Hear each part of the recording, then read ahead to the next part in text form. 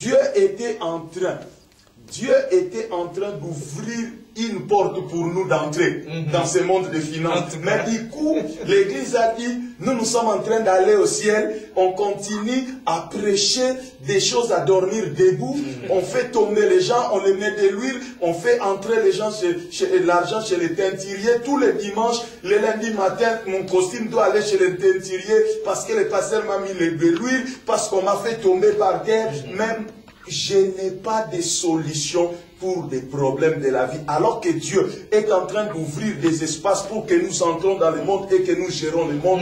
Mais nous disons non, nous allons au ciel.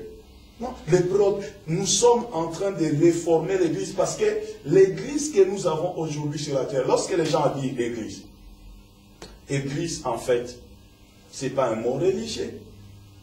C'est pas un mot religieux. Avant que Christ prononce le terme Église, Hérode avait son Église.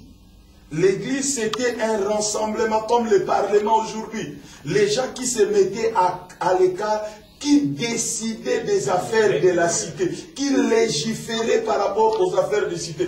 Christ maintenant il a dit, je bâtirai mon Église. Pas comme celui d'Hérode, mais le mien, avec une mentalité gouvernementale d'autorité de gestion. Maintenant, nous avons pris cette Église-là, on les a fait une affaire humaine, où on passe du temps à faire des choses tournées vers nous sans tenir compte. Donc pour terminer, je vais dire, c'est comme si quelqu'un qui, les deux exemples que j'ai donnés tantôt, quelqu'un qui fait qui crée son magasin, qui crée une enseigne, il engage un gérant, il dit voilà la vision de l'enseigne, le gérant vient, commence à faire autre chose. Il dit, mais il dit quand même, je suis en train de servir. Parce que le terme, c'est quoi? Servir. Donc, quand on sert selon les mandats. Mais aujourd'hui, qu'est-ce que nous avons? Nous avons, l'Église est infestée par la mentalité du monde. Les gens, moi, quand je me suis converti, j'ai dit gloire à Dieu, je ne suis pas allé chercher les choses de la terre.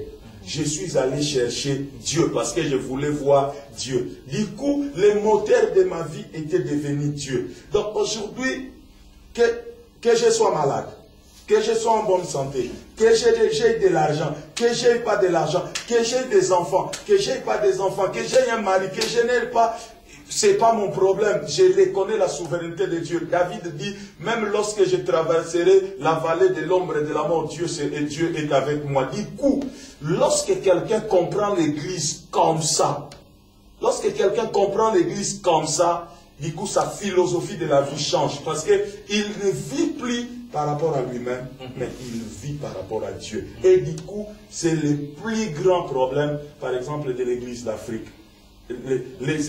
Lorsque vous écoutez les messages qui sont prêchés dans les églises d'Afrique, donc c'est vraiment le message du sous-développement. Donc lié à l'état, du contexte. Donc aujourd'hui, je vais dire deux mots.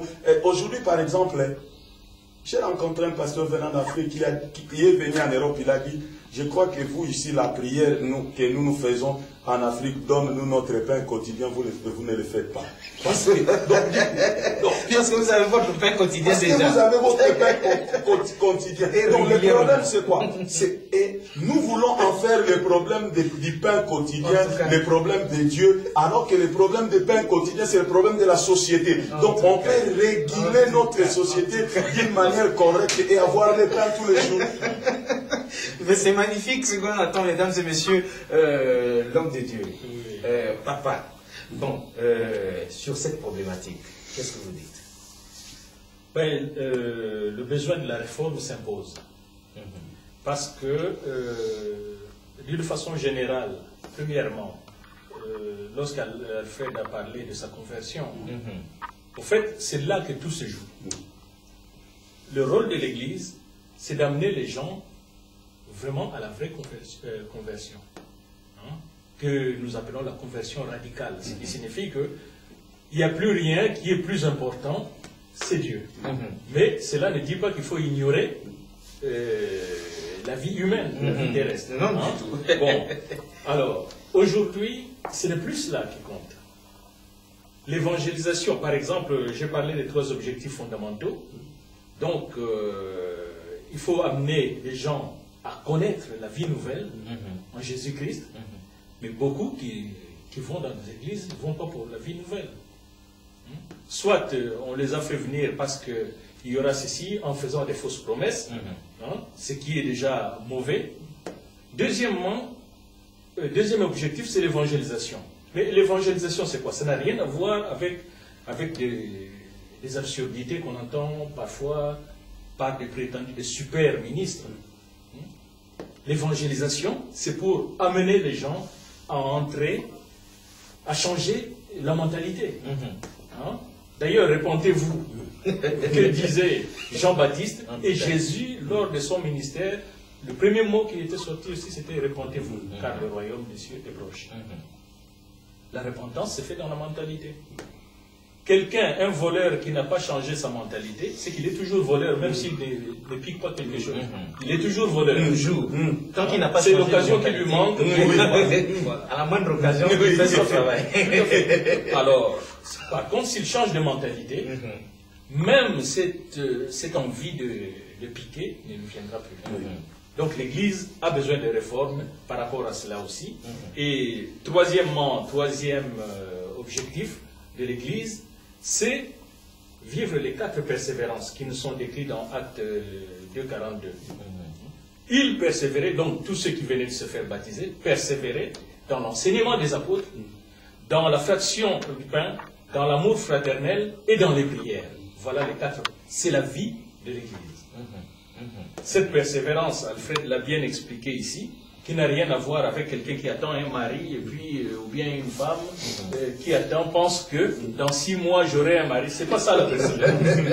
Donc il y a beaucoup de choses qui ont été déformées, justement, lorsqu'on n'a pas étudié profondément la Bible, lorsqu'on n'est pas capable d'aller chercher des mots d'origine, en grec ou en hébreu, eh ben, on dit n'importe quoi aux gens. Donc, de ce fait-là, l'Église a vraiment besoin de réformes. Ok, mais on s'arrête d'abord là. Merci. Bon, vous pouvez changer.